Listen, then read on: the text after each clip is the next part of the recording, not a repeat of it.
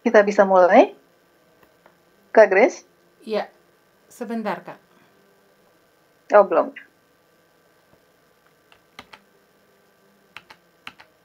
Shalom semuanya, apa kabar? Saya yakin dan percaya kita semua dalam keadaan yang sehat-sehat saja dan penuh dengan sukacita. Halo teman-teman muda semuanya, halo Bapak Ibu juga yang mungkin bersama-sama hadir dalam kelas pada sore hari ini. Teman-teman semuanya, kembali lagi kita berjumpa dalam program kita Teen and Youth Ministry. Oke teman-teman, sebelum kita memulai kelas pada sore hari ini, izinkan saya untuk memimpin teman-teman dalam memimpin doa. Oleh karena itu, mari kita menghadap Tuhan dalam doa. Mari kita berdoa. Ya Bapa kami di surga, terima kasih atas nafas kehidupan yang Kau berikan kepada kami hingga pada saat hari ini ya Bapak. Kami yakin dan percaya kami dapat menikmati nafas kehidupan pada hari ini. Itu semua karena kasih karunia Engkau terhadap kami ya Bapak. Ya Bapa kami di surga, kiranya Engkau hadir di tengah-tengah kami dan memberkati kami agar memberikan kami juga hikmat pengetahuan agar kami dapat mengerti materi pada sore hari ini yang akan dibawakan oleh Kakak Angela Wina ya Bapak. Kiranya materi pada sore hari ini dapat memberkati kami dan kami juga dapat memberkati orang-orang di sekitar kami ya Bapak.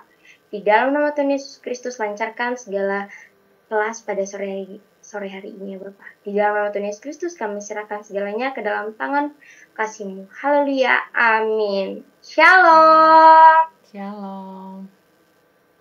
Oke teman-teman, di tengah-tengah kita sudah ada Kakak Angela Wina. Oleh karena itu, sebelum kita mendengarkan materi dari Kakak Angela Wina, mari kita sama-sama melihat profil dari Kakak Angela Wina. Shalom semuanya, selamat berjumpa kembali dengan Shema Adonai dalam channel YouTube Cahaya Firman.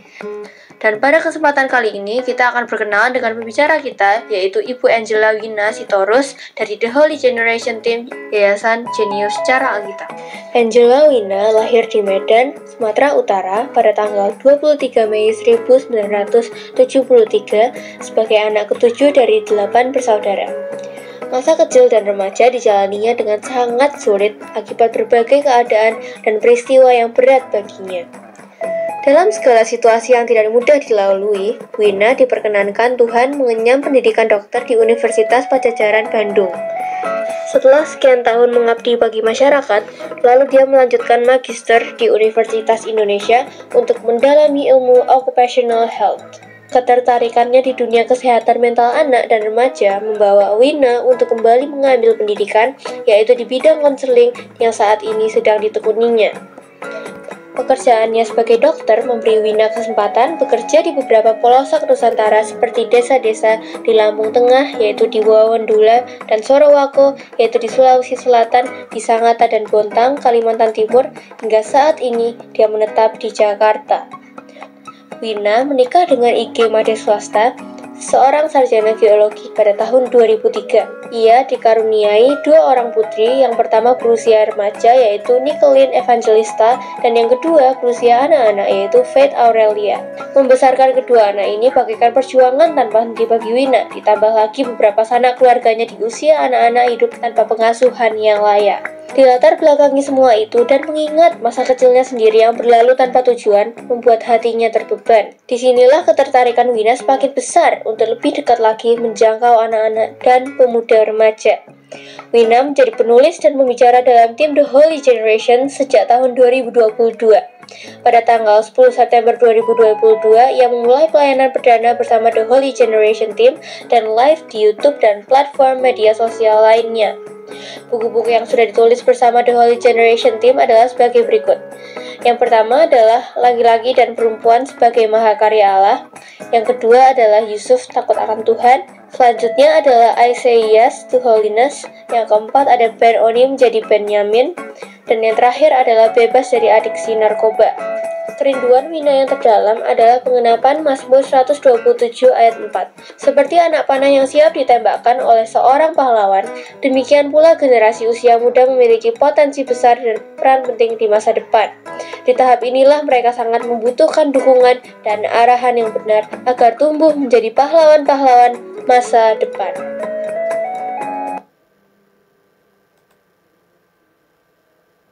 Wah, teman-teman sangat luar biasa ya. kisah dan pengalaman dari Kakak Angela Wina. Teman-teman, tadi Kakak Angela Wina tuh di tengah rintangan kehidupan yang telah dijalaninya, dia tuh masih bisa menyempatkan dirinya untuk menjadi berkat bagi orang lain melalui secara langsung maupun melalui buku-buku yang telah diterbitkannya. Oleh karena itu, saya harap saya dan teman-teman kita sebagai generasi muda mampu menjadikan Kakak Wina, pengalaman-pengalaman dari Kakak Wina tadi itu menjadikan teladan bagi kita untuk kita dapat lebih bersemangat lagi untuk memberkati orang-orang di sekitar kita. Meskipun itu bukan melalui buku, tapi bisa melalui dengan perkataan, perbuatan kita. Oke, teman-teman, di tengah-tengah kita sudah ada Kakak Angela Wina. Shalom, Kakak. Shalom, shalom Kak Syekina ya. Terima kasih sudah. Oh, Kak Reinhardt. Oke, sorry. Iya, shalom Kak Reinhardt. Terima kasih. Apa kabar nih, Kakak? Shalom semuanya. Luar biasa. Oke. Luar biasa ya, Kakak. Karena itu, saya persilahkan Kakak Wina untuk menyampaikan materi yang luar biasa pada sore ini bagi saya dan teman-teman semuanya. Ya, terima kasih Kak Reinhardt, terima kasih semuanya. Shalom semua pendengar The Holy Generation dan juga para pembina kaum remaja dan anak-anak. Kita ketemu lagi di sore hari ini setelah sebelumnya kita mendengarkan session pertama dari materi kita. Nah, yang sudah gabung hari ini, yang baru pertama kali, kalau ingin tahu, ya, karena sebelumnya materi yang sebelumnya juga sangat menarik ya, Kak Reinhardt ya. Jadi boleh nanti datang mengunjungi YouTube kami atau sosial media kami yang menyiarkan acara ini, ya. Oke, saya langsung masuk ke screen saya ya, yang akan saya bagikan.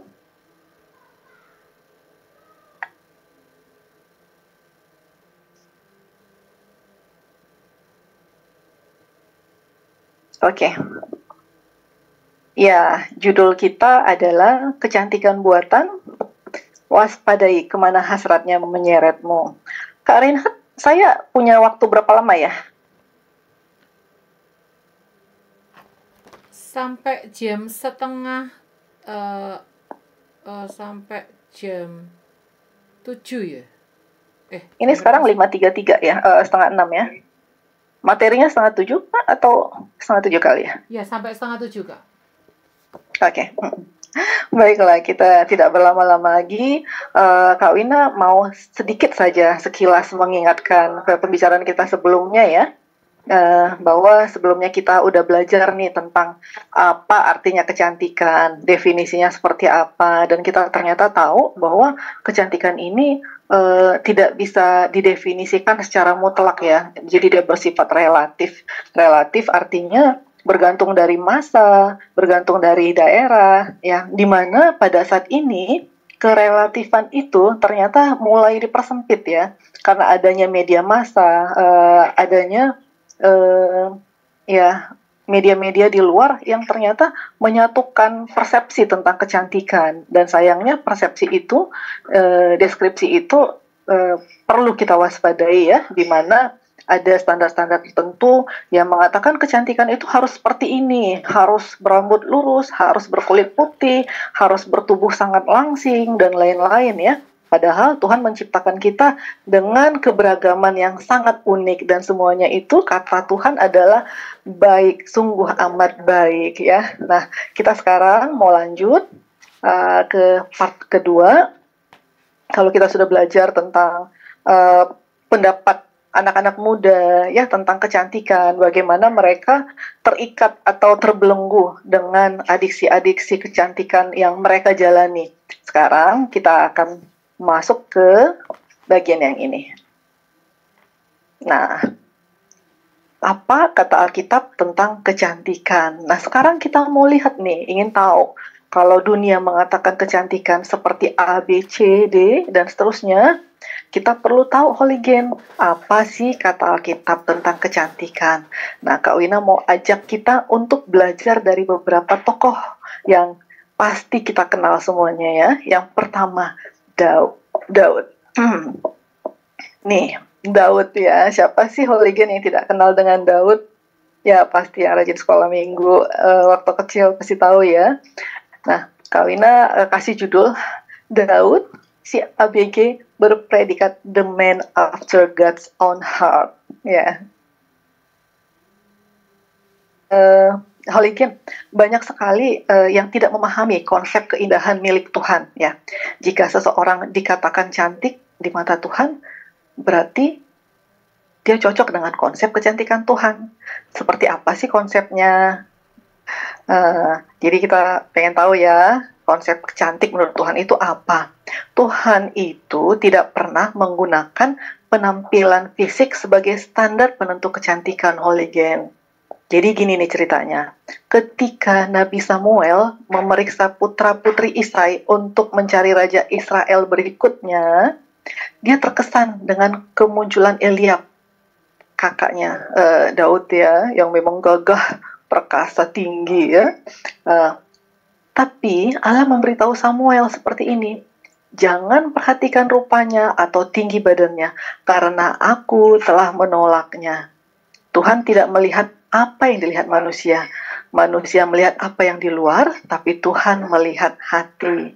Wow. Itu ada di 1 Samuel 16 ayat 7 ya. Jadi, wah sangat mengejutkan sekali ya hooligan.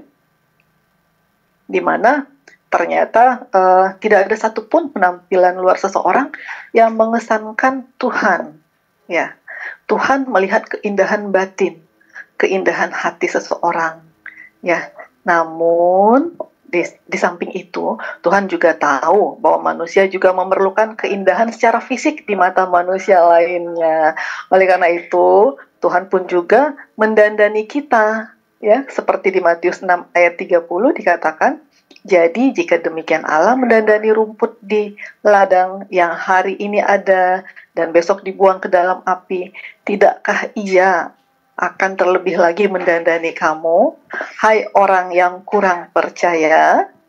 Nah, jadi kita bisa tangkap ya hooligan, Tuhan itu melihat hati ya, jauh ke dalam lubuk hati seseorang, dan konsep kecantikan Tuhan ada di sana. Tetapi di lain pihak Tuhan juga nggak mau kita aut-autan. Tuhan juga peduli dengan penampilan luar ya, karena Tuhan mengerti bahwa antara sesama manusia juga membutuhkan penampilan dari luar ya. Nanti kita lihat lebih lanjut lagi ya.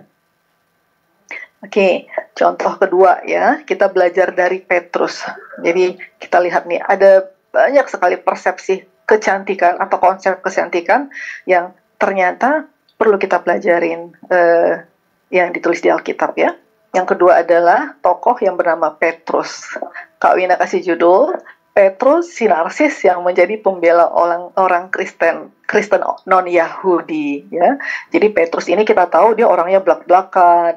Ya kalau ibaratkan anak-anak sekarang ini sebutannya yang cocok ya, narsis ya. Dia pengen banget menonjol, dia to the point, dia ngomong dulu baru dipikirin ya.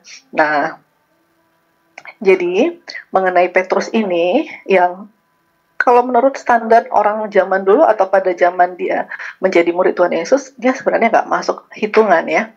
Tapi di sini dikatakan ya, Tuhan juga tidak pernah menggunakan asal-usul atau budaya seseorang sebagai kriteria kecantikan.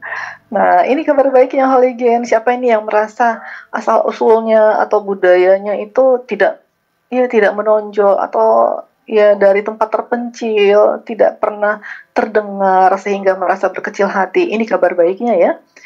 Jadi Tuhan tidak melihat itu semua. Orang-orang dari satu budaya jarang melihat keindahan pada orang-orang dari budaya berbeda, hooligan. Biasanya satu suku itu fanatik dengan sukunya sendiri, merasa paling baik ya. Jadi hanya wahyu ilahi lah yang dapat meyakinkan Petrus untuk memasuki rumah orang bukan Yahudi dan memberitakan Injil kepadanya. Ya, kita tahu pada zaman dahulu kala orang-orang Yahudi itu merasa mereka adalah bangsa pilihan Tuhan ya, bangsa yang paling suci. Sementara kaum yang lain, suku yang lain itu tidak masuk hitungan ya. Tetapi di sini kita bisa lihat ya, Petrus melakukan yang berbeda ya. Nah, Jadi seperti di Kisah Rasul 10 ayat 34 sampai 4 ini. Nah, Petrus menulis ya, lalu mulailah Petrus berbicara, katanya, sesungguhnya aku telah mengerti bahwa Allah tidak membedakan orang. Setiap orang dari bangsa manapun yang takut akan Dia dan yang mengamalkan kebenaran berkenan kepadanya. Ya, jadi luar biasa sekali ya, terjawab ya Holigen, kekhawatiran kita yang mungkin merasa rendah diri karena kita sebagai kaum minoritas ya, atau yang sejenisnya. Jadi Petrus menyadari bahwa Tuhan tidak peduli dengan asal-usul atau budaya itu ya. Tuhan dengan senang hati menerima orang-orang yang bertakwa dan yang taat kepadanya. Konsep kecantikannya berbeda karena dia mengabaikan preferensi dan prasangka budaya. Disinilah Petrus memahami bahwa bangsa-bangsa lain juga harus mendengar Injil, karena mereka juga ada di hati Tuhan. Tuhan juga ingin melihat kecantikan batiniah bangsa di luar umat pilihannya setelah mereka bertobat. Menarik sekali ya Holigen. Ayo kita lanjut lihat lagi tokoh yang berikutnya.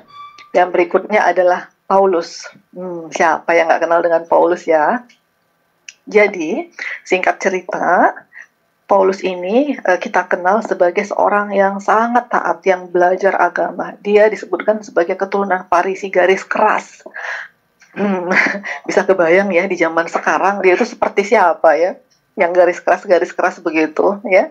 Nah, jadi kita mau lihat nih seperti apa yang dilakukan Paulus ya dari keturunan Farisi garis keras ini. Jadi meskipun opini kita sangat dipengaruhi ya Holigen oleh status, pekerjaan, dan peran sosial seseorang, ternyata Tuhan tidak pernah menentukan kecantikan berdasarkan peringkat sosial atau keadaan hidup. Tadi tidak mengenal dari kebudayaan, sekarang tidak mengenal dari status sosial ya.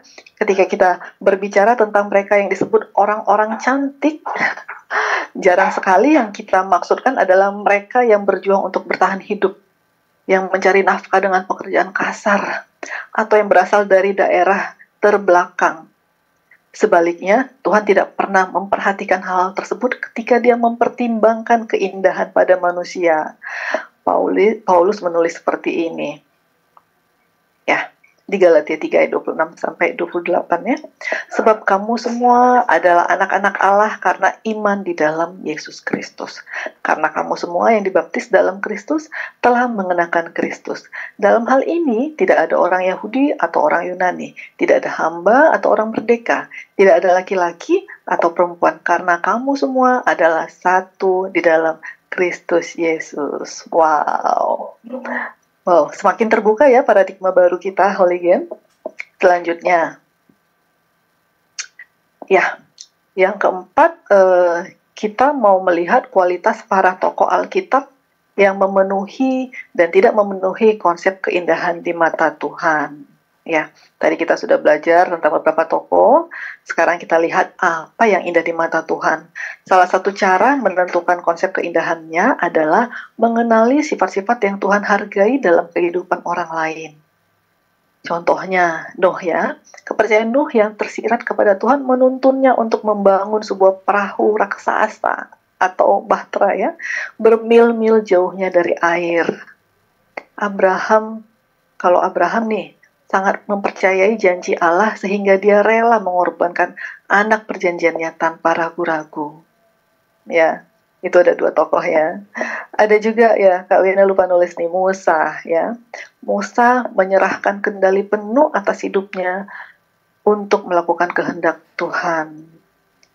Holigen, konsekuensi atau perlakuan yang memalukan tidak dapat menghalangi Daniel untuk menghormati Allahnya. Ya, ayo siapa yang masih ingat kisah-kisah tentang tokoh-tokoh besar di Alkitab ini, Nuh, Abraham, dan Daniel. Kalau ada yang lupa nanti coba dibaca lagi ya di Alkitab ya. Nah, kemudian ada pula Petrus, Paulus, Barnabas, dan Timotius yang dipimpin oleh Tuhan dalam setiap pertimbangan dan keputusan mereka. Mereka sepenuhnya fokus pada kehendak Yesus saat mereka membagikan Injil kepada semua orang. Dalam semua kualitas ini, Tuhan melihat keindahan dalam diri mereka yang sungguh luar biasa. Dapat lagi ya Holigen bahwa kecantikan itu tidak semata-mata kecantikan yang kita pikirkan selama ini.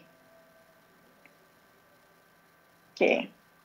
Nah, ini judulnya adalah cantik di mata manusia versus cantik di mata Tuhan. Holigen, meskipun semua orang ini cantik di mata Tuhan, ya, sebenarnya, ya, yang tadi kita sudah bahas ya, sebenarnya banyak dari antara mereka tidak dideskripsikan oleh Alkitab tentang bagaimana kecantikan fisik mereka. Sebab bukan fisik, melainkan iman dan pengabdian mereka yang menjadikan mereka cantik. Hal yang sama juga terjadi pada wanita-wanita cantik milik Tuhan seperti Rahab, Hana, Ruth, Deborah, dan Maria dari Betania. Kita nggak pernah tahu dengan jelas ya Tuhan menggambarkan mereka seperti apa kecantikannya.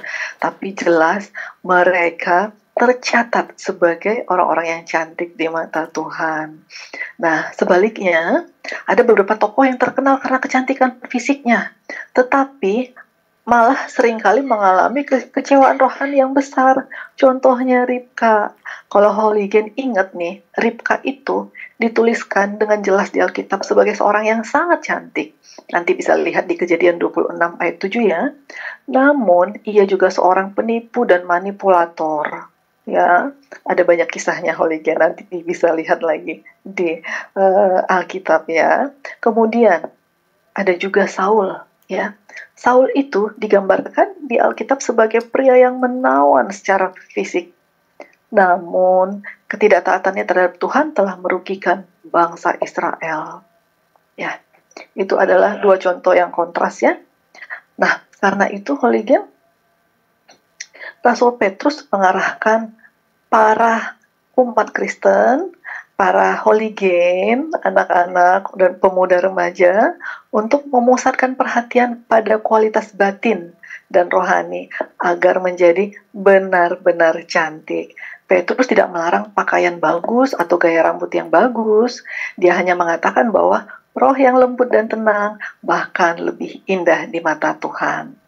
Ya, namun Holigen sama seperti penampilan cantik bisa menjadi jelek karena kelalaian, begitupun kehidupan yang indah dan saleh bisa menjadi buruk karena kelalaian juga.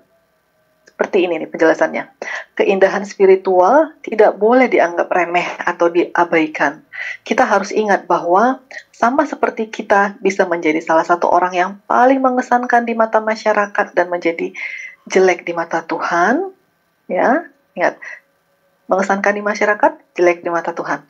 Kita bisa juga menjadi orang yang tidak dikenal di masyarakat, tapi kita cantik cemerlang di mata Tuhan.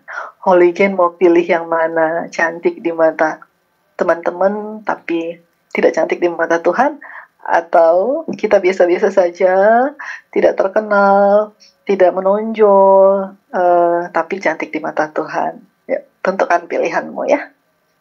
Oke. Jadi Holigen, pesona sejati terletak pada sikap baik dan iman yang teguh. Hal inilah yang menjadikan seseorang benar-benar cantik di mata Tuhan.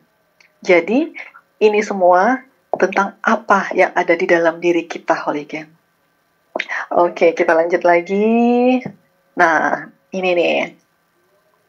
Karena kita sedang ngomongin cantik menurut Alkitab, nah, nggak lengkap nih kalau kita tidak lihat tokoh Alkitab yang dicatat karena kecantikannya ya. Ini ya tadi kita udah sebut ya, ada Rahel ya. Rahel ini dicatat sebagai seorang yang cantik ya, baik sikap maupun penampilannya. Nanti Holigen bisa baca di Kejadian 29 ayat 17 ya. Ini kita sekilas saja mengenal orang-orang yang tercatat sebagai orang yang cantik di Alkitab ya. Kemudian, siapa yang tidak tahu dengan tokoh ini ya? Dia adalah Ratu Esther ya. Ratu Esther itu diasuh oleh Mordekai ya, pengasuhnya. Jadi disebutkan di Esther 2 ayat 7 bahwa gadis itu elok perawakannya dan cantik parasnya. Jadi Alkitab benar-benar concern ya tentang kecantikan. Alkitab tidak tidak alergi dengan cantik, bahkan ditulis untuk beberapa orang tertentu, ditulis dengan gamblang bahwa dia cantik parasnya, elok perawakannya, ya. Nah, oke. Lalu kita lihat juga beberapa tokoh, ya. Ya, ada Ribka. Ribka dikatakan sebagai dicatat seperti ini ya, Holigen di Kejadian 24 ayat 16. Anak gadis itu sangat cantik parasnya. Seorang perawan belum pernah bersetubuh dengan laki-laki. Ia turun ke mata air itu dan mengisi buyungnya. Ya, jadi dia jelas disebutkan sebagai seorang yang cantik parasnya. Kemudian ada Sarah, ya. Sarah pada waktu ia akan masuk ke Mesir, berkatalah ia kepada Sarai istrinya, ya Abraham ya. Memang aku tahu bahwa engkau adalah seorang perempuan yang cantik parasnya. Itu ditulis di Kejadian 12 ayat 11 ya. Sarah ini benar-benar nggak diragukan kecantikannya ya. Karena kita bisa lihat di Alkitab ya Holigen tentang kisahnya, di mana meskipun usianya jauh lebih tua, ia cukup cantik untuk diambil oleh dua pria yang berbeda Holigen. Siapa itu? Pertama Firaun ya. Dan kemudian dia juga diambil oleh Abimelek ya, Raja Gerar. Nah, Holigen, tahukah kamu kalau waktu Sarah diambil oleh Firaun, dia sudah berusia 60-an. Dan ketika dia diambil oleh Abimelek, dia sudah berusia 80-an. Usia segitu masih diambil oleh tokoh-tokoh terkenal, raja. Apakah kita masih meragukan kecantikan Sarah? Tentu tidak ya, Holigen. Nah, lalu ada ini Kak Wina tulis ada nama-nama yang 3 ini, Yemima, Kezia, Karen Hapuk. Holigen ada yang tahu nggak siapa ini? Coba ingat lagi. Ada yang tahu? Iya, kalau yang sudah tahu atau yang belum tahu, Kak Wina mau bilang ya, mereka ini adalah anak-anak dari Ayub ya. Ditulis di Ayub 2 ayat 14-15. Ayub menamai putrinya yang pertama dengan nama Yemima, yang kedua dengan nama Kezia, dan yang ketiga Karen Hapuk.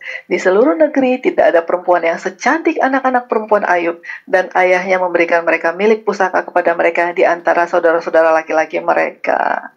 Nah, itu sekilas tentang para perempuan yang dicatat di Alkitab sebagai orang yang cantik.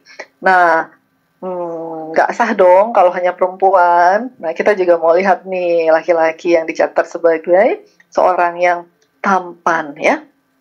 Baiklah Holigen, kita lihat satu-satu nih. Ada Saul ya.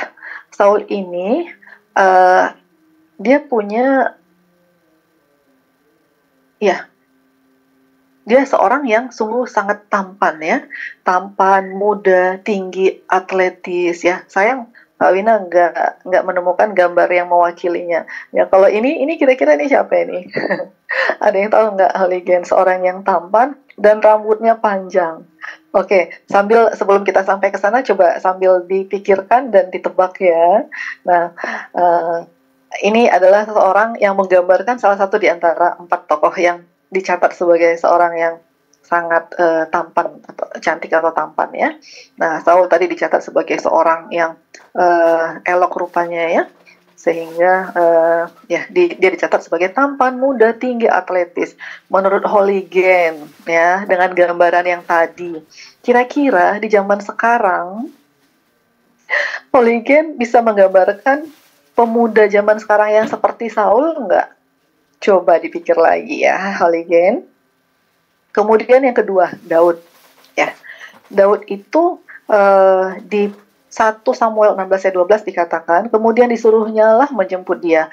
Ia kemerah-merahan, matanya indah dan parasnya elok. Lalu Tuhan berfirman, bangkitlah, urapilah dia, sebab inilah dia. Dia muda, matanya indah, parasnya elok, kemerah-merahan, Holigen. Nah, kalau Daud yang kira-kira baby face ya, kita bisa bilang baby face ya, cute gitu ya, dan bermata indah rupawan, ini kira-kira mirip siapa ya Holigen di zaman ini? Coba Holigen pikirin ya. Kemudian ada lagi nih Yusuf. disebutkan seperti ini. Adapun Yusuf itu manis sikapnya dan elok parasnya. Itu ditulis di Kejadian 39 ayat 6b. Ya. Holigen, apakah kamu menemukan persamaan keindahan fisik dan hati Yusuf pada seorang laki-laki di masa kini? Kalau Yusuf kita tahu ya, bukan hanya tampilan luarnya yang cantik, dalamnya juga cantik. Adakah kalian menemukan orang seperti itu di zaman sekarang? Nah, sekarang yang terakhir ya, Absalom. Nah, Absalom itu dicatat seperti ini ya, di 2 Samuel 14 ayat 25. Di seluruh Israel tidak ada yang begitu banyak dipuji kecantikannya seperti Absalom. Dari telapak kakinya sampai ujung kepalanya tidak ada cacat celah padanya. Alkitab nggak tanggung-tanggung Holigen menjelaskan tentang betapa perfectnya pemuda ini ya. Nah, jadi kalian sudah tahu nih siapa yang digambar ini? Ya benar Holigen, ini menggambarkan Absalom ya. Nah, dikatakan dia sangat sempurna ya Holigen. Si handsome ini. Menurut kalian siapa? Seperti siapa ya dia di zaman sekarang ini? Oke. Baiklah Holigen. Itu seru-seruan aja ya Holigen. Untuk kita tahu bagaimana Alkitab pun mencatat, melihat tentang kecantikan fisik. Namun, ada catatannya, tadi kita sudah lihat bahwa konsep kecantikan di mata Tuhan itu berbeda dari yang kita pahami. Ya. Oke, Holigen, kita masuk ke topik selanjutnya. Kalau kita sekarang sedang ngebahas kecantikan ya, kita ingin tahu nih bagaimana cara merawat kecantikan lahiriah. Ya. Jadi Holigen ada 2 prinsip utama dalam merawat kecantikan lahiriah. Yang pertama adalah menjaga kesehatan tubuh. Ya, kesehatan itu adalah syarat yang penting untuk kita bisa tampil cantik ya. Nah, diantaranya kita harus memastikan asupan nutrisi yang kita makan itu adalah yang baik ya. Jadi makan yang sehat Holigen. Kemudian kita perlu beristirahat yang cukup. Nah, anak-anak muda, coba diperhatikan, pola istirahatmu sudah baikkah? Adakah di antara kalian yang terbangun, terjaga, beraktivitas, ngobrol, nongkrong, sampai larut malam, atau sampai bahkan dini hari, lalu kemudian kalian mulai beraktivitas, lalu kalian kurang istirahat? Nah, itu tidak baik ya.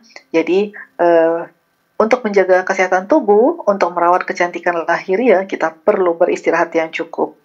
Dan satu hal juga yang tidak kalah penting, yaitu memelihara kebersihan tubuh. Ya, jadi tubuh perlu dipelihara kebersihannya. Ya, adakah yang semprot sana semprot sini supaya harum, supaya tampil pede di depan teman-temannya ya, tanpa memperdulikan kebersihan diri yang yang tidak terlihat mungkin ya. Jadi 3 tadi itu adalah prinsip merawat kecantikan dengan menjaga kesehatan tubuh. Lalu ada pula yang kedua, dengan mengoreksi kekurangan-kekurangan pada tubuh ya. Mengoreksi kekurangan pada tubuh ini bisa sekedar menyamarkan sesuatu yang dianggap kurang ya. Jadi hal-hal yang menurut kita nggak terlalu oke, kita samarkan, dan kemudian kita menonjolkan hal-hal yang merupakan kelebihan kita ya. Itu adalah prinsip mengoreksi kekurangan dan menonjolkan kelebihan pada diri seseorang ya. Nah, ini dikenal dengan sebutan make up ya. Kalau kita sering dengar make up, itu fungsinya ya untuk menonjolkan kelebihan dan mengurangi dan menyembunyikan kekurangan ya. Selain dengan make up ya, merawat kecantikan lahiriah ini dapat pula berupa tindakan yang lebih jauh, seperti memperbaiki, menghilangkan atau menggantikan kerusakan atau ketidaksempurnaan pada tubuh ya. Makeup atau riasan wajah bukan hal yang asing dalam kehidupan seseorang di zaman ini ya Holigen. Baik itu orang muda maupun orang dewasa, perempuan maupun laki-laki. Dengan makeup, seseorang bisa terlihat lebih cantik dewasa, percaya diri, atau lebih profesional. Itulah sebabnya merias diri kerap dilakukan sebelum pergi sekolah, Holigen, ya, atau sebelum pergi bekerja, kuliah, dan juga yang paling sering kalau kita mau menghadiri pesta atau acara-acara penting ya, khususnya bagi para perempuan. Jadi Holigen menunjukkan penampilan terbaik adalah tanda bahwa kita menghargai orang-orang yang akan kita temui. Nah, itu sedikit tentang prinsip merawat kecantikan lahiriah. Nah, ini adalah bagian dari perawatan kecantikan lahiriah tadi ya. Kita sudah sebut tentang make up. Hai make up, apakah aku membutuhkanmu? Coba tanya pada dirimu, Holigen. Ini adalah berbagai macam jenis make up, terutama kaum putri ya. Nah, pasti kalian tahu nih semuanya namanya ya. Kak Wina nggak usah sebut-sebutin lagi. Jadi Holigen, make up bisa membantu kita untuk tampil lebih presentable. Ini berguna untuk menunjang kepedean, bikin pikiran kita lebih rileks, happy, dan hati lebih nyaman. Makeup juga bagian dari seni yang bisa mengasah kreativitas kita, yang gemar menciptakan beragam makeup look, mulai dari yang natural sampai yang artsy banget. Ada banyak ya, selama masih dalam batas kewajaran atau tidak membuatmu merasa bergantung, Holigen jangan takut untuk berekspresi dengan make up. Oke, nah ini nih lebih jauh lagi. More than just a makeup, apakah aku butuh aesthetic treatment? Nah, tadi kita bicara tentang make up. Nah, sekarang ini Kak Wina mau perkenalkan saja sih ya. Kita nggak bahas ini lebih dalam sih. Jadi ini adalah beberapa jenis aesthetic treatment ya. Kita bisa lihat ada laser, ada microneedling ya, ada chemical peeling, suntik botox, filler wajah. Ya, jadi ini masing-masing ini fungsinya untuk merangsang kolagen di kulit kita, sehingga kolagen itu memunculkan struktur kulit yang lebih baik, kulit yang lebih muda, elastis, sehingga lebih kencang, lebih bright, lebih bersinar ya, dan lebih cerah. Nah, ini semua dengan cara kerja yang berbeda-beda. Dia fungsinya sih mirip ya pada prinsipnya. Chemical peeling ini bisa meremajakan kulit, suntik botox ini bisa dia mengurangi kerut-kerut ya dengan mempengaruhi saraf-saraf tertentu ya dengan obat tertentu ya. Jadi dia dari bakteri sumbernya ya, namanya suntik botox. Kemudian ada filler wajah. Filler wajah ini untuk mengisi kekurangan, misalnya hidung dikasih filler atau bagian-bagian yang dianggap tidak sempurna diberi semacam isi ya atau filler wajah. Kemudian ada microdermabrasi, ini untuk mengangkat sel kulit yang mati. Kemudian bisa nanti ditambahkan perawatan-perawatan yang membuat kulit menjadi terangsang, proses pertumbuhan kolagennya juga. Kemudian ada shooting treatment dan banyak sekali Holigen kalau kalian pergi ke semacam perawatan estetik ya. Ini sedikit mengenal saja ya. Lalu kita akan masuk ke yang berikutnya ya. Kalau tadi tentang aesthetic treatment, more than just an aesthetic treatment, apakah aku membutuhkan bedah kosmetik? Jadi nampaknya nggak ada habis-habisnya ya Holigen ya. Kalau tadi hanya sekedar kebersihan, kesehatan, kemudian make up, kemudian aesthetic treatment, lalu bedah kosmetik. Ada fenomena apa ini yang terjadi ya sehingga orang merasa tidak puas dan tidak puas lagi ya.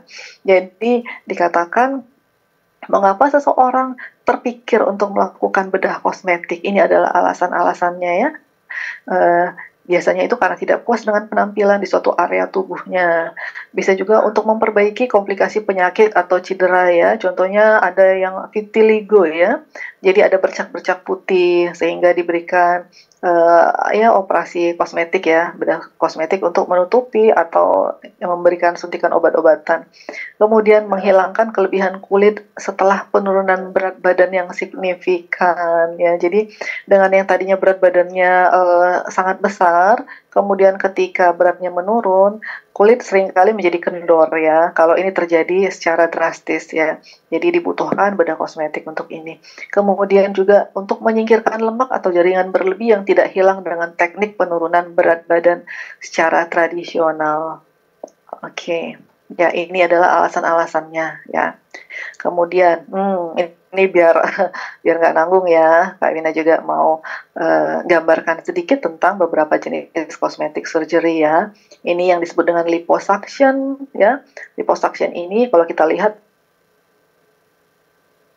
penumpukan lemak di bagian tertentu itu akan digambar dulu Holigen untuk tahu targetnya mau seperti apa, mau dibuang di bagian mana. Lalu kemudian dengan anestesi, ini tindakan ini cukup berat ya Holigen ya. Ini nanti harus ada anestesi ya. Kemudian di kamar operasi dilakukan. Nah, nanti ada sebuah kanul seperti ini nih, sebesar ini ya. Dia akan masuk ke jaringan kulit, menembus epidermis, dermis, masuk ke jaringan lemaknya. Nanti ini akan disedot lemaknya. Nah, ini tidak semudah itu Holigen. Biasanya lemaknya ini harus dikecil-kecilin dulu. Dia apa ya? Digetar-getarkan, bahkan kadang-kadang harus dipotong sehingga bisa diambil ya. Seperti itulah kira-kira ya Holigen. Kemudian nih ada beberapa kosmetik surgery lain, namanya abdominoplasti. Nah, ini biasanya pada orang-orang yang kulitnya yang awalnya gemuk ya, atau dia karena usia ya, sehingga kulitnya ini kendor begitu. Nah, jadi dilakukan semacam tindakan untuk mengencangkan kembali ya, memperbaiki bentuk atau area perut ini ya. Dia bisa menghilangkan kelebihan kulit yang kendor. Jadi dibuang nih kulit yang berlebihan ini ya, sehingga tampilannya menjadi lebih baik. Nah, kemudian ada juga nih eyelid surgery namanya. Jadi, misalnya ada kantung mata atau ada lemak di kelopak mata, ini semua akan dikoreksi ya dengan operasi, dengan pisau ya, Holigen, dengan membuang lemaknya. Nah, ini before, ini after ya. Kemudian ada juga nih namanya rhinoplasty. Rhinoplasty ini adalah operasi untuk mengoreksi bentuk hidung. Ya, macam-macam nih Holigen, ada yang hidungnya merasa terlalu lebar, ada yang hidungnya terlalu besar, bengkok, ya macam-macam ya. Jadi dengan berbagai prosedur ini akan diperbaiki melalui operasi plastik tadi. Ya, itu sedikit ya tentang kosmetik surgery.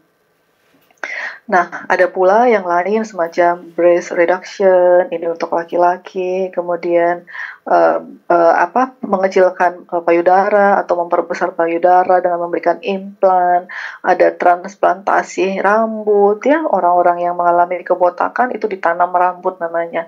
Kemudian ada juga yang cukup menarik nih, namanya surgical fat transfer. Ya, jadi ini ditransfer lemaknya Holigen ya.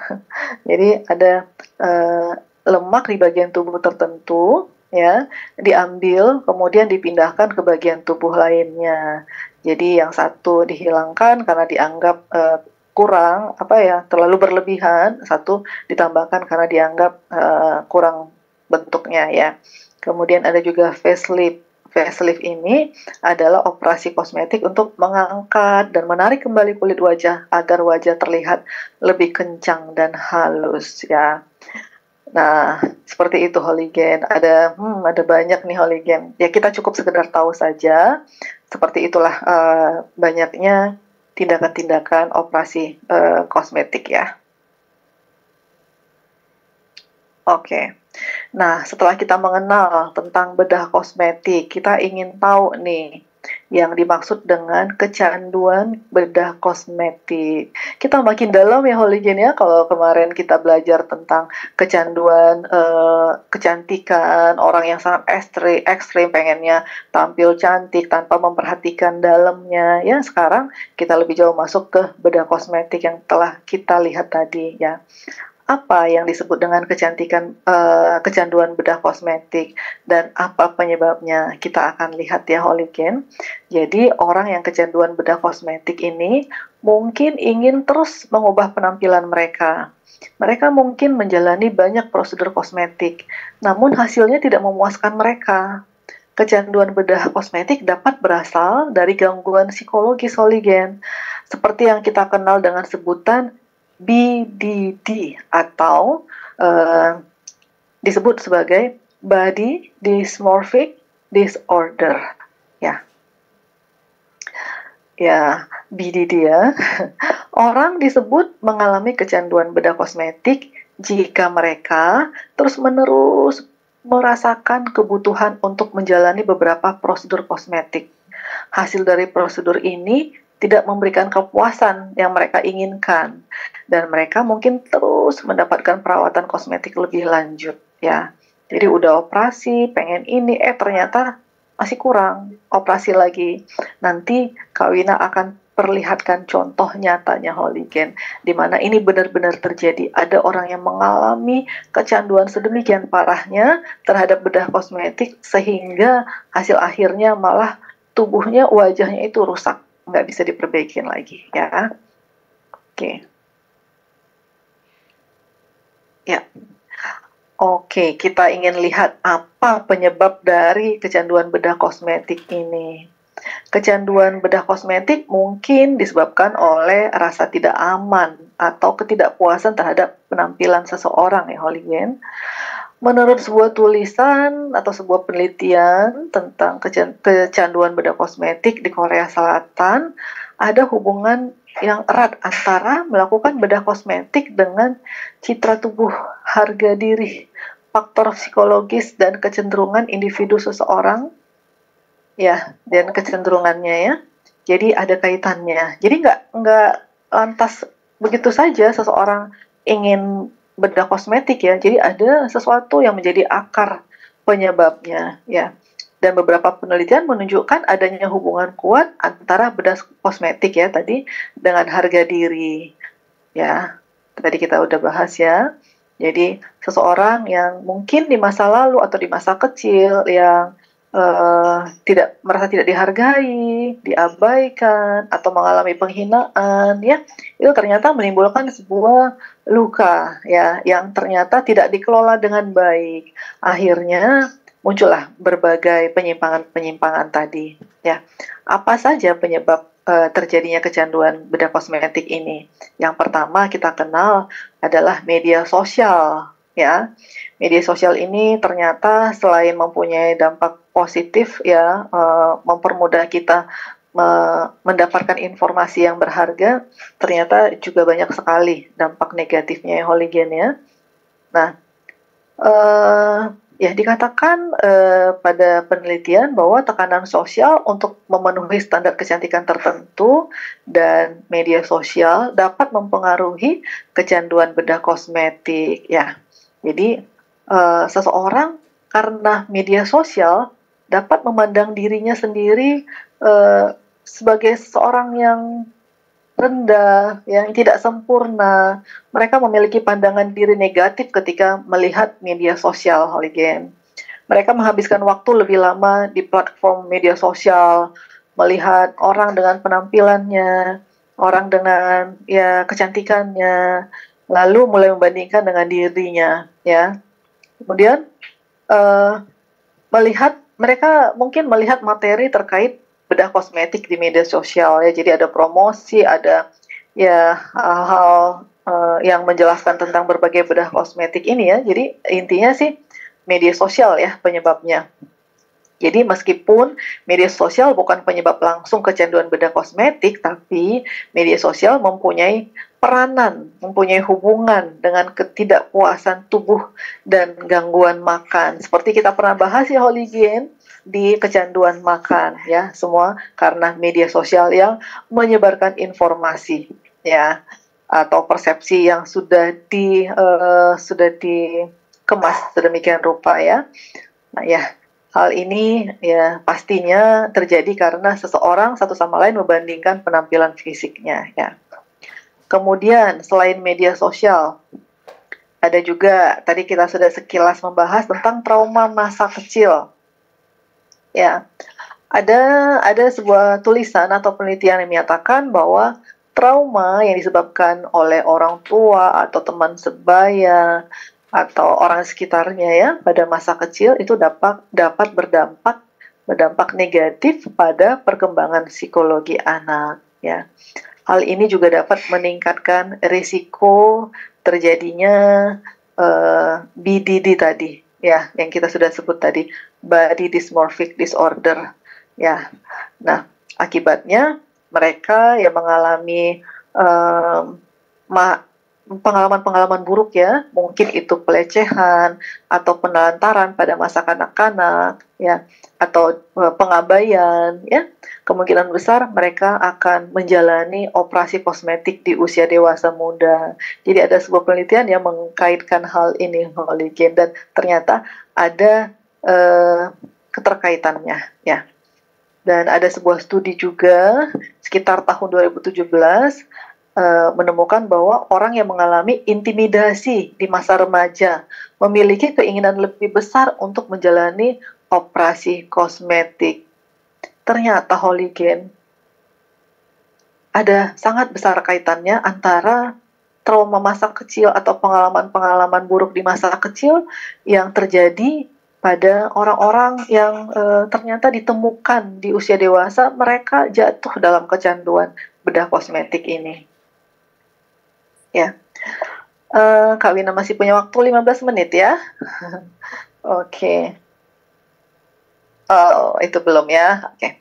Nah, kita mau sedikit lihat nih tentang gangguan dismorfik tubuh atau BDD. Ya. Apa sih itu? Mungkin Holigen merasa masih asing ya dengan sebutan itu ya. Seperti tadi Kak Wina jelaskan, BDD ini adalah suatu penyakit kejiwaan di mana orang memiliki keasikan dengan kekurangan yang dirasakan dalam penampilan mereka atau memiliki gambaran tubuh yang menyimpang. Ya, mereka merasa tidak puas. Mereka merasa sangat-sangat peduli gitu. Pedulinya itu berlebihan. Mereka fokus di sana terhadap kekurangan-kekurangannya. Ya, akibatnya orang-orang yang mengalami ini akan terus menggunakan bedah kosmetik untuk mengatasi ketidakpuasan mereka. Ya, daripada mereka mengobati BDD yang mendasarinya. Jadi seringkali akar masalahnya, misalnya tadi ada trauma masa kecil, itu tidak terselesaikan. Tapi orang-orang ini menganggap bahwa memuaskan keinginannya untuk melakukan perbaikan sana-sini itu adalah jalan keluar, dan ternyata itu keliru, Holigen, karena orang-orang yang mengalami BDD ini tidak pernah merasa puas, tidak pernah merasa cukup ya. Mereka akan masuk ke surgery yang lain, operasi yang lain, operasi yang ini itu. Mereka akan bolak-balik otak-atik ya, bentuk tubuh, bentuk wajahnya ya. Jadi karena mereka tidak mengatasi masalah yang sesungguhnya. Ya, jadi bedah kosmetik yang mereka lakukan itu tidak berhasil memberikan kepuasan yang mereka cari. Ya, jadi orang-orang ini kemudian berubah mengalami kecanduan karena mereka tidak tertangani dengan baik ya. Oke, ini adalah BDD. Nah, kalau kita berpikir apa sih bahayanya kalau melakukan bedah kosmetik berlebihan ya, kalau ada uang kenapa tidak? Mungkin ada yang berpikiran seperti itu ya, Holigen ya, tapi ternyata ada banyak risiko ketika melakukan prosedur bedah kosmetik ini ya. Risiko-risiko itu tentu saja kalau kita mendengar sebutan operasi ya, pasti ada risiko infeksi ya, di mana sayatan-sayatan tadi mengalami infeksi, bengkak, bernanah ya, bahkan bisa menjadi rusak ya, tadinya mau diperbaiki malah menjadi rusak. Kemudian bisa ada risiko perdarahan atau memar yang berlebih, bisa bengkak ya. Pokoknya Holigen itu nggak enak banget ya ketika melakukan tindakan itu ya. Walaupun nantinya sebagian besar akan sembuh lukanya, tapi ada banyak yang mengalami kegagalan ya. Bisa terjadi luka parut ya, ketika tadinya hanya ada sesuatu yang ringan ya, ketika kemudian dioperasi ternyata malah muncul luka parut yang berlebihan dan malah lebih mengganggu ya. Kemudian ketika ada kegagalan proses penyembuhan ya, ketika misalkan terjadi sebuah kesalahan ya, ada persarafan yang mengalami kerusakan sehingga mati rasa ya, atau hilang sensasi di bagian tubuh tertentu, atau tubuh menjadi kehilangan fungsinya ketika setelah melakukan operasi ya. Ya, segala macam ya Holigen ya, harapan yang tidak realistis dan ketidakpuasan terhadap hasil ini membuat orang menjadi jatuh ke dalam kecanduan dan kecanduan lainnya. Oke, tentu ini harus diobatin ya Holigen. Tentu ini harus dicarikan bantuan. Cari bantuannya. Nanti kita akan belajar lebih lanjut nih Holigen ya. Kak Wina nggak bisa selesaikan sampai akhir di session ini. Jadi kita akan ketemu lagi nih Holigen di part 3. Tapi nanti Kak Wina akan lihat nih, akan tunjukin ada yang menarik sekali nanti yang akan kita lihat di next session kita ya. Nanti kita akan bahas tentang true story mengenai seseorang yang mengalami kecanduan operasi plastik ya. Ini adalah seorang superstar ya, yang sangat terkenal ya. Mudah-mudahan Holigen di umur sekarang masih mengenal ya tokoh ini ya. Dia seorang yang sangat terkenal, yang sangat populer, bernama Michael Jackson ya, di mana dia mengalami kecanduan operasi plastik hingga merusak wajahnya. Nah, secara berlawanan ya, kita juga nanti akan melihat tentang seorang tokoh ya, di mana dia memiliki pemahaman yang berbeda, yang bertolak belakang, dan dia mengatakan bahwa dia mempertaruhkan karirnya di dunia keaktrisannya dengan tidak melakukan operasi plastik. Dia yang kita kenal dengan Julia Roberts ya. Ini nampaknya artis-artis di zamannya Kak Wina semua sih ini ya. Tapi karena keterkenaan mereka, saya sih berharap Holigen juga mengenal mereka ya. Nah, kalau masih belum kenal nih, Kak Wina akan tunjukin di fotonya ya. Ini tapi nanti ya, ini hanya sebagai ya thrillernya aja supaya Holigen nanti benar-benar pasti akan menyiapkan waktu untuk tidak melewatkan session berikutnya ya. Kalau kita lihat transformasi dari seorang Michael Jackson ya, dari yang tampilan seperti ini begini, jadi ada banyak sekali yang dia lakukan operasi plastik nih Holigen, dari hidungnya, bibir ya, bentuk wajah, rambut ya. Tadi kita sudah kenal banyak sekali cosmetic surgery ya. Nanti Holigen bisa ingat-ingat apa saja sih cosmetic surgery yang telah dilakukan oleh tokoh ini ya. Kemudian dia berubah menjadi seperti ini. Yang jelas hidungnya ini berubah ya Holigen, dan bentuk rahangnya berubah, alisnya pun berubah, rambutnya ya sudah mulai ini tapi belum terlalu ya. Nah, ini yang jelas warna kulitnya pun sudah berubah ya Holigen. Nah, kita lihat lagi, coba ingat-ingat lagi tadi bedah kosmetik yang kita sudah pelajarin. Nah, ini lebih jelas lagi Holigen. Terlihat ini hidungnya sudah sangat-sangat ekstrim berubah ya Holigen. Nampaknya tokoh ini melakukan operasi yang berulang kali. Tidak selesai, diulang lagi, dan karena dia tidak pernah merasa puas Holigen. Nah, lalu ini terlihat, nah ini sudah, menurut Holigen, dia makin lama makin tampan atau bagaimana ya Holigen ya? Coba nanti berikan komentar ya. Mungkin boleh kasih komentar di chat atau ya nanti kita bahas lagi ya.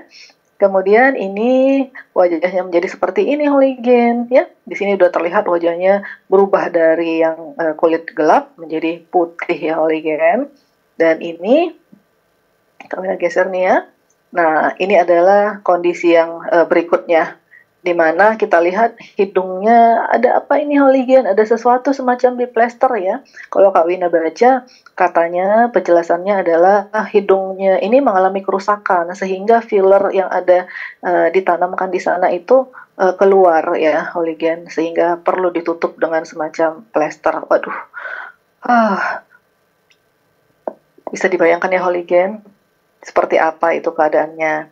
Dan tokoh berikutnya ini nih yang tadi masih belum tahu. Mungkin setelah melihat sudah tahu atau belum ya, atau masih tetap belum tahu ya.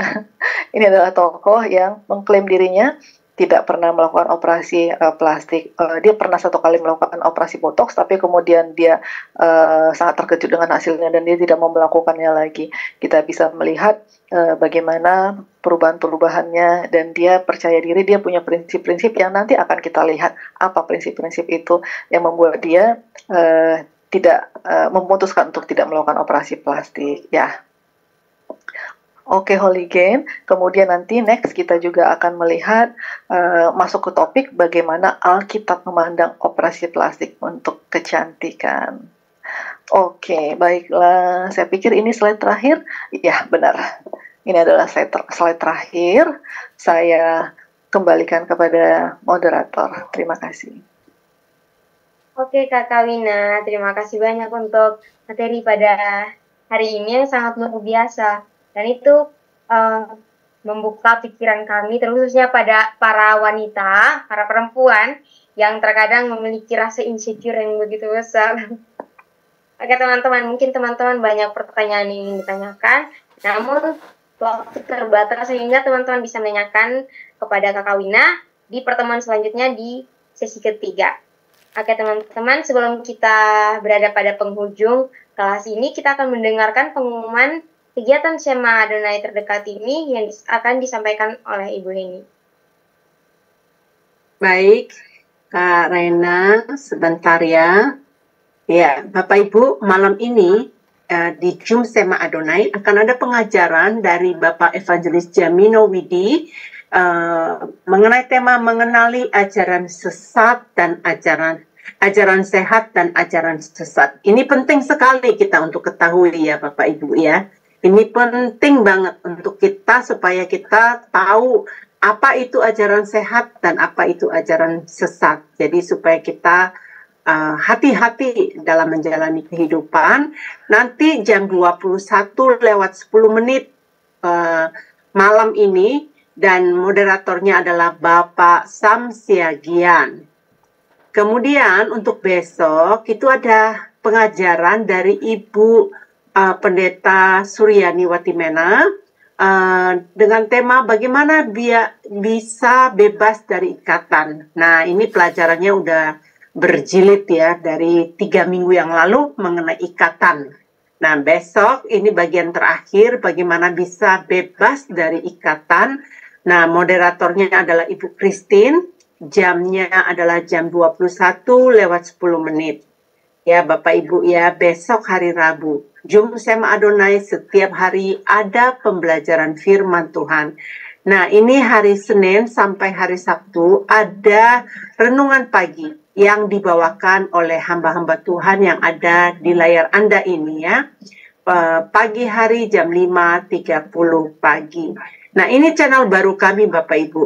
Kalau Anda ingin melihat renungan pagi dan ibadah online, mungkin ada di beberapa channel yang Anda ikutin hari ini tidak ditayangkan. Jadi tolong bantu kami subscribe channel baru kami Cahaya Firman ini agar channel ini bisa memberkati banyak orang dan Anda juga bisa menonton kembali siaran ulang ya acara-acara ibadah online dan renungan Bapak Pendeta Gembala kami setiap hari Jumat. Nah, Bapak Ibu, bagi siapa yang sudah mensubscribe, terima kasih banyak ya. Saya dari Shema Adonai berterima kasih atas dukungan Anda, baik dalam doa juga, bantu kami supaya kami tetap punya kekuatan ya, dan diberikan terus kemampuan dalam melayani, memberitakan firman Tuhan. Saya kembalikan kepada Kak Reinhard. Baik, terima kasih Bu Heni untuk pengumumannya. Jadi Bapak Ibu teman-teman sekalian, ayo kita ikut bersama-sama ibadah yang akan dilaksanakan pada malam hari ini maupun hari-hari yang akan datang. Oke, kita sudah sampai di penghujung acara ini. Oleh karena itu, kita akan mendengar closing statement dari Kakak Wina dengan disertai dengan doa penutup oleh Kakak Wina, saya serahkan. Oke, closing statement ya. Apa ya? Oke. Adiksi kecantikan buatan. Kalau kita memperhatikan kata-kata ini, adiksi adalah keterikatan, adalah belenggu. Lalu kecantikan buatan adalah sesuatu yang tidak asli ya, tidak sesungguhnya. Jadi kalau digabungkan, belenggu, keterikatan terhadap sesuatu yang tidak asli dan tidak sesungguhnya. Itu suatu hal yang perlu kita sadari, kita lihat pada diri kita, apakah kita mengalami ini. Mari Holigen, coba identifikasi apa yang terjadi pada dirimu. Ya, jika sudah dikenali, kemudian uraikan, lepaskan ikatan-ikatan itu.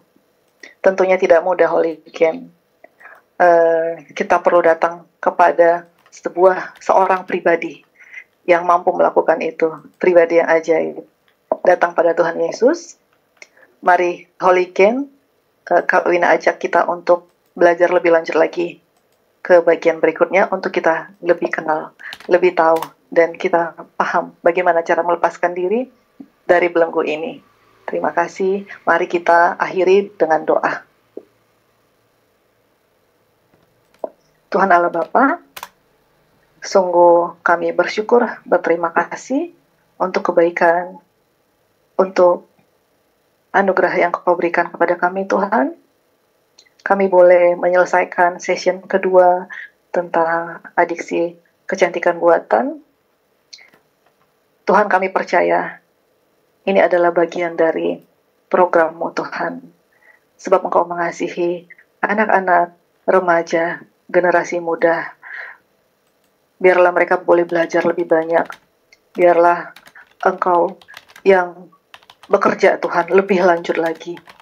Meskipun session ini telah berakhir di sore hari dan malam hari ini, tapi Roh Kudus tidak berakhir bekerja, membantu, membawa pengertian, menyingkapkan hal-hal yang belum dipahami, dan memberi makna yang sesungguhnya tentang isi hatimu Tuhan, apa yang Engkau ingin sampaikan.